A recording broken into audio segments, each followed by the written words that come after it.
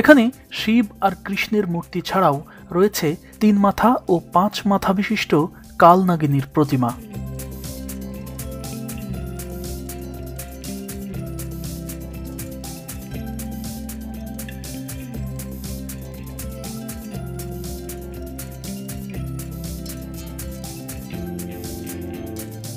এছাড়া এখানে রয়েছে আলপনা আঁকানো শান বাঁধানো ঘাট।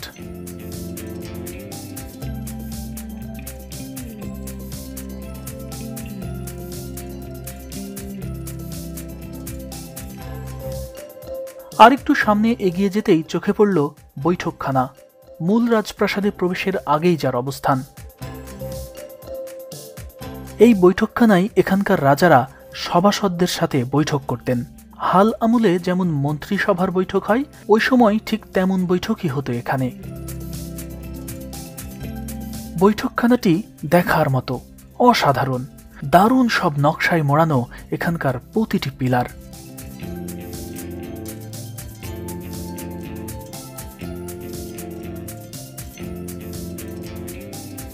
বৈঠকখানার পাশেই রয়েছে শ্যামসুন্দর মন্দির। নাটোর রাজবাড়ির সবচেয়ে দীর্ঘ স্থাপনা এই শ্যামসুন্দর মন্দির, যার পাশের কক্ষগুলো ছিল গার্ডদের জন্য বরাদ্দ, যেখানে শত শত পাইক পেয়াদাই সবসময় গমগম করত।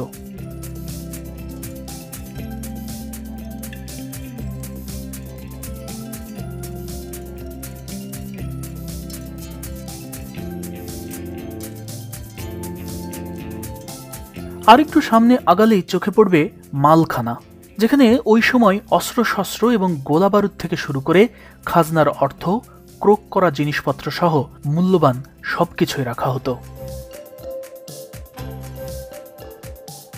পর্দায় এখন যে প্রাসাদটি দেখতে পাচ্ছেন, এটি এখানকার সবচেয়ে নান্দনিক। নাটোর রাজবাড়ি বলতে মানুষ সাধারণত এই প্রাসাদটিকেই বোঝেন। অবশ্য এই রাজবাড়িটি রানী ভবানী তৈরি করেননি, তৈরি করেছেন তার শ্বশুর রামজীবন। আসলে নাটোর রাজবংশের গোড়াপত্তন হয় 1706 সালে। রাজা রামজীবন নাটোর রাজবংশের প্রথম রাজা। এই রামজীবনের পুত্রবধূই মূলত রানী ভবানী।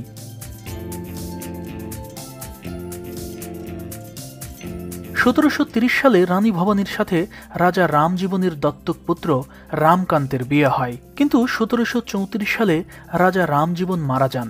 তখন নাটোরের রাজা হন রানী ভবানীর স্বামী রামকান্ত। এরপর 1748 সালে রাজা রামকান্ত মারা গেলে নবাব আলীবর্দী খাঁ রানী ভবানীর ওপরই